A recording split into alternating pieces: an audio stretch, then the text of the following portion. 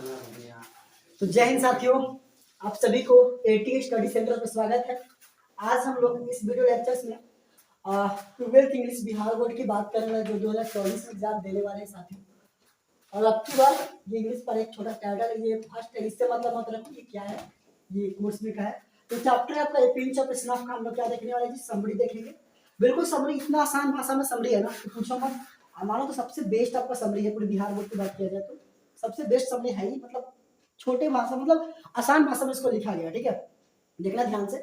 और इसके साथ साथ आपको पीडीएफ में क्या मिल जाएंगे जी, हिंदी में मिल जाएगा। इसके साथ साथ क्या मिल जाएगा जी, आपको यहाँ पे हिंदी लिखा हुआ पीडीएफ में मिल जाएगा, ताकि जो बच्चा कोर्स ले रहा है ना, जो बच्चा ये पीडीएफ के द्वारा पीडीएफ ले रहा है, वो भी आसानी से घर पे पढ़ करके, यानी कि क्लास दे भी लगा है तो भी पढ़ करके क्या कर सकता है, इसको समझ सकता है। देखो कह रहे हैं कि pinch of snuff is a comic story written by Manohar Malgonkar. कह रहे हैं कि ये पिंच ऑफ स्नफ क्या है जी, एक क्या है जी, मजाकिया कहानी है जो कि मनोहर मालगोंकर ने क्या किया, इसको लिखा है।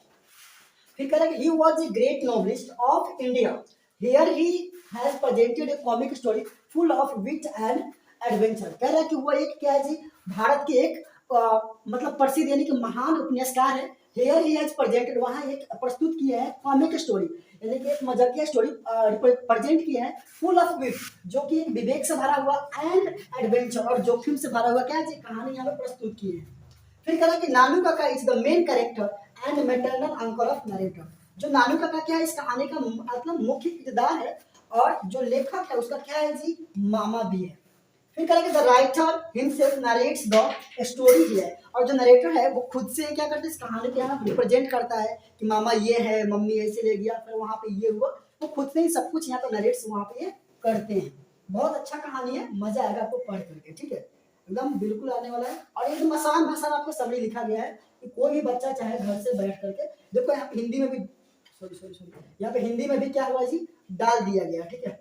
और देखो यहाँ पे हिंदी में भी बहुत अच्छी तरीके से लिखा गया है कि पिंच ऑफ स्नफ क्या है जी, मनोहर मालगोंकर के द्वारा लिखी गई क्या एक मजाकिया कहानी है। तो भारत के क्या है जी, महान उपन्यासकार है। यहाँ उन्होंने विवेक और जोखिम से भरी हुई कहानी को पेश किया है, जिसमें नानू काका नरेटर के मामा एवं मुख्य किरदार है। मैंने इसको आगे पीछे किया था, कोई बात नहीं, लेखक खुद ही क्या करते, कहानी को बयान यानी कि यहाँ पर रिप्रेजेंट करते हैं। एकदम बिल्कुल आसान भाषा में सब कुछ डाला गया है, ताकि आप क्या कर सको, समझ सको। देखो जब भी आप समरी लिखना, कम से कम 4 पैराग्राफ तो लिखना ही लिखना, कम से कम 5 पैराग्राफ लाना। तो 5 पैराग्राफ लिखोगे ना तो आपको 5 में 5 दे देगा, अगर आपका राइटिंग सही है।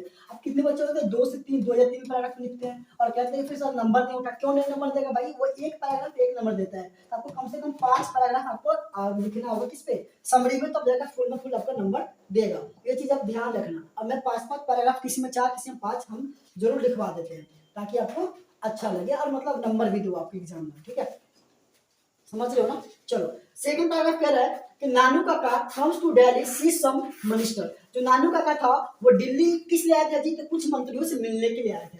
And the narrator who is an under security and probation has to take him to the north block on mother insistence. कह रहे कि जो वहां का नरेटर था वो क्या था जी, मतलब एक अंडर सिक्योरिटी में था, प्रशिक्षण पे, ठीक है। और वो मम्मी के आदेश पे नानू काका थे, उन्हें कहाँ लेके गया था जी, नॉर्थ ब्लॉक में लेके गया था। फिर इसी में कह रहा है कि बट नानू का एक्सपीरियंस वाज बिटर। लेकिन वहाँ पे नानू का जो एक्सपीरियंस था, जो वहाँ पे गए थे ऑफिस में, वहाँ पे उनका काम नहीं हो पाया, तो इसलिए वो दूध बताते हुए निकले थे। तो उनका जो एक्सपीरियंस था क्या था जी, तीखा था, बेकार टाइप से था। और हिंदी में भी आपको यहाँ पे मिल जाएंगे, ठीक है, हिंदी में भी लिखा हुआ, थोड़ा बहुत आगे होगा पीछे होगा, ठीक है। वही कहानी है कि नानू का कुछ मंत्रियों से मिलने दिल्ली आते हैं, और नरेटर जो प्रशिक्षण पर एक अंडर सेक्रेटरी है, और माँ के कहने को कहा जाता है नॉर्थ ब्लॉक लेके जाते हैं। लेकिन नानू काका का तजुर्बा वहाँ पे क्या रहता है, कारवा वहाँ का काम उनका नहीं बन पाता है। एकदम सेम चीजें सब कुछ रहेंगे, कुछ इसमें भारी भारी नहीं रहते हैं, ठीक है। और इतना आसान समरी है ना कि आप बच्चा भी पढ़ सके, खुद से हिंदी कर सके, एकदम भारी कुछ इसमें डाला ही नहीं जाता है, ठीक है। इसमें कुछ भी भारी ऐसा नहीं होता कि जो आपको डाल के समझ में ना आए। फिर करेंगे लेटर, मतलब फिर he goes to meet Sohanlal who is the party boss and successfully impress him by his words and wits, showing that he knows the investor Barkat Ali very well। फिर उसके बाद क्या हुआ कि ही कौन जाता है, he goes to meet Sohanlal. तब उसके बाद जो नानू काका था वो सोहनलाल से मिलने जाता है, जो कि क्या है पार्टी का क्या है बॉस साइड का अध्यक्ष है, और सक्सेसफुल इंप्रेस ही, और उसको क्या करता है, एकदम सफलतापूर्वक उसको क्या करता है, मना लेता है। By his words and wits showing the, मतलब उसका जो एक विवेक और क्या बोल सकते हैं, जोखिम से भरा वर्ड्स अपना क्या करता है, उसको कन्विंस कर देता है। That no sorry that he knows ambassador Barkat Ali very good. और वो बताता है कि हम जो है बरकत अली के क्या है जी, एक बहुत चार मतलब जो ब्रांड जो एम्बेसडर है बरकत अली, उनका हम बहुत ज़्यादा जानने वाले हैं, वो दिखाता है। ठीक है, आगे लिखा हुआ है कि during talk with Sohan Lal he came to know about welfare minister. मतलब सोहन लाल से बात करने के दौरान वो जानना चाहता है कि किसके बारे में जी, तो वेलफेयर मिनिस्टर के बारे में वो कुछ जानना चाहता है। क्यों? क्योंकि नानू काका का काम किससे रहता है जी, वेलफेयर मिनिस्टर से उसका कुछ काम होता है जमींदार के सिलसिले में।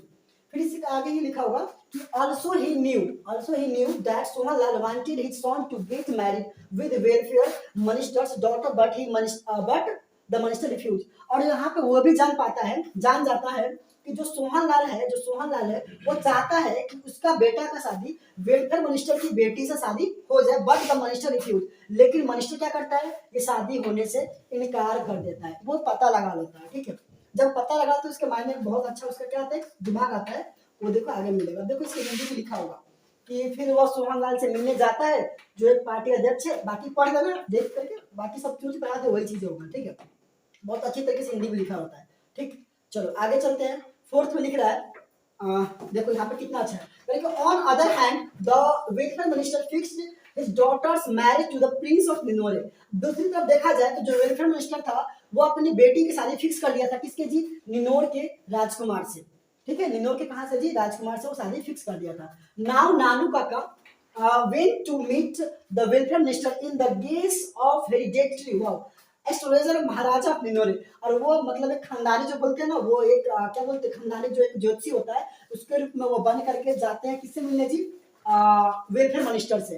And he mention it on his visitors books. और वो उसका जो विजिटर्स बुक तो वहाँ पे कुछ अपने एड्रेस, दिल्ली वाला जो एड्रेस था वो अपना मेंशन करते हैं। As soon as the welfare minister comes to know about this, जैसे ही वेलफेयर मिनिस्टर इसके बारे में जानते हैं, he himself visits narrator's home to meet Nanu Kaka. और वो खुद से नरेटर्स के घर जाते हैं नानू काका से मिलने के लिए। मतलब उसको पता चलता है कि ये जो है वो कहाँ का रहती है, पंडित है जी, तो निनोर के मतलब क्या है जी, एक खानदानी पंडित है। जैसे उसको मालूम चलता है तो क्या करता है, वो नानू काका से मिलने के लिए दिल्ली खुद ही चल जाता है। कौन जाता है जी, तो आपका ये वेलफेयर मिनिस्टर जाता है। ठीक है, ये तो मक्खी हम लोग को परेशान कर दिया साथियों, कोई बात नहीं, आप थोड़ा सा ध्यान दो।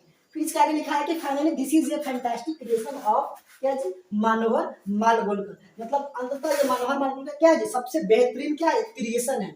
Where he has beautifully presented the character, it really leaves a क्या है, genuine fresh touch on the reader's mind. ठीक है, और यहाँ पे क्या होता है जी, एक वाकई पढ़ने वाला मतलब एकदम सबसे बेस्ट जो नहीं होता है, जो काम को निकालना ना बहुत तेजी से, वो वाला क्रिएशन यहाँ पे प्रेजेंट किए। तो इस तरीके से आप क्या करना, समरी लिख लेना। आपको 5 में तो फिक्स है कि 4 दे ही देगा। ठीक है, बाकी इसको टेलीग्राम पर जाकर इसकी पीडीएफ मिल सकता है, अदरवाइज आप एप्लीकेशन डाउनलोड कर लेना, एटी स्टडी सेंटर। क्या चाहिए भाई, एटी स्टडी सेंटर। ठीक है, इस एप्लीकेशन को डाउनलोड कर लेना, यहाँ से आपको पूरे के पूरे नोट्स मिल जाएंगे। ज्यादा कॉस्टिंग वोस्टिंग इसका नहीं रहता है, अदरवाइज आप टेलीग्राम में ज्वाइन कर लेना एटी स्टडी सेंटर से। ठीक है, ये चीज आप कर लोगे तो 4 नंबर फिक्स आपको आ जाएगा। ठीक है, 4 से 5 तो फिक्स ही आ जाएगा। ऐसे 5 नंबर तो पूछता है, लेकिन 4 तो पूरा फिक्स है कि अगर पूरा लिख लोगे तो आ जाएगा। तो बिल्कुल आसान भाषा में, आप भी घर से चाहे वर्ड भी नहीं याद होगा तो हिंदी कर सकते हो, बाकी हिंदी इसमें डाला हुआ है। तो बस आज के इतना ही, मिलते हैं आपसे अगले वीडियो में। तब तक के लिए पढ़ते रहिए, बढ़ते रहिए। जय हिंद, वंदे मातरम।